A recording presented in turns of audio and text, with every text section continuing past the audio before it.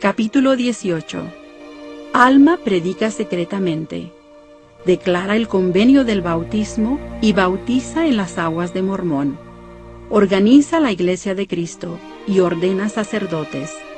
Estos se mantienen con el trabajo de sus manos y enseñan al pueblo. Alma y su pueblo huyen del rey Noé al desierto. Y sucedió que Alma, quien había huido de los siervos del rey Noé, se arrepintió de sus pecados e iniquidades, y fue secretamente entre el pueblo y empezó a enseñar las palabras de Abinadí, sí, concerniente a lo que había de venir, y también acerca de la resurrección de los muertos, y la redención del pueblo que iba a realizarse por medio del poder y los padecimientos y la muerte de Cristo, y su resurrección y ascensión al cielo. Y enseñaba a cuantos querían oír su palabra, y los instruía secretamente para que no llegara a oídos del rey, y muchos creyeron en sus palabras. Y aconteció que cuantos le creyeron fueron a un lugar llamado Mormón, nombre que había recibido del rey, y el cual se hallaba en las fronteras del país, y a veces, o sea, por estaciones, estaba infestado de animales salvajes. Y ahora bien, había en Mormón una fuente de agua pura, y Alma allí acudía, y cerca del agua había un paraje poblado de árboles pequeños, donde se ocultaba durante el día de las pesquisas del rey. Y aconteció que cuantos le creían, se dirigían allí para oír sus palabras. Y sucedió que después de muchos días, se hallaba reunido un buen número en el paraje de Mormón, para oír las palabras de Alma.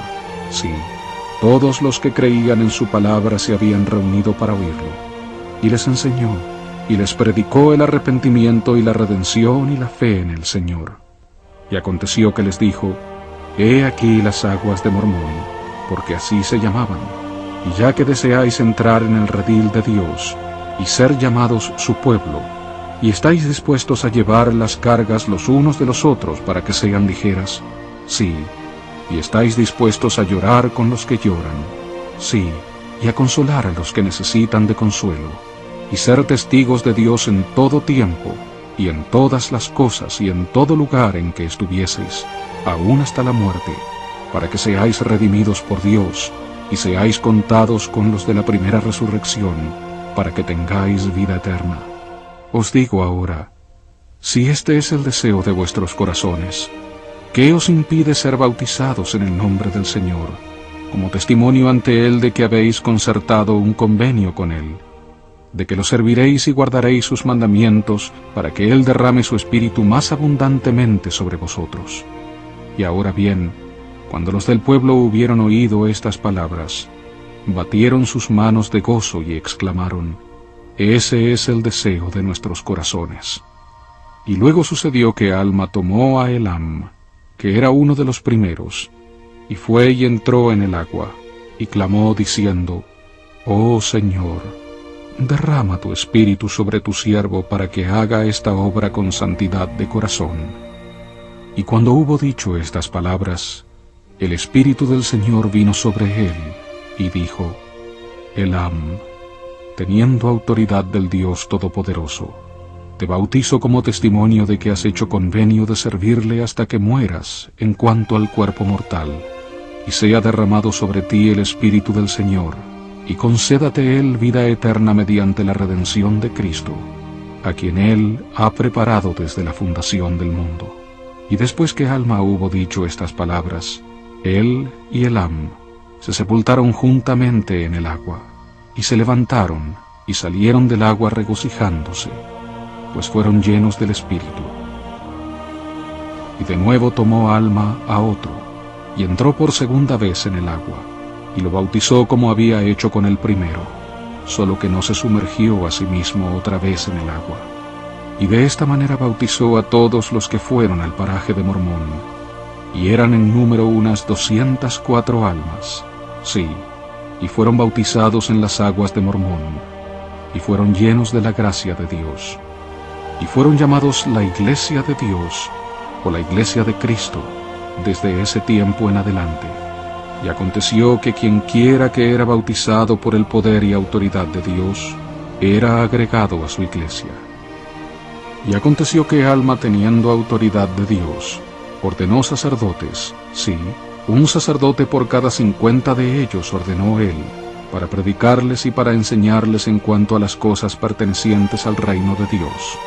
Y les mandó que no enseñaran nada, sino las cosas que él había enseñado, y que habían sido declaradas por boca de los santos profetas.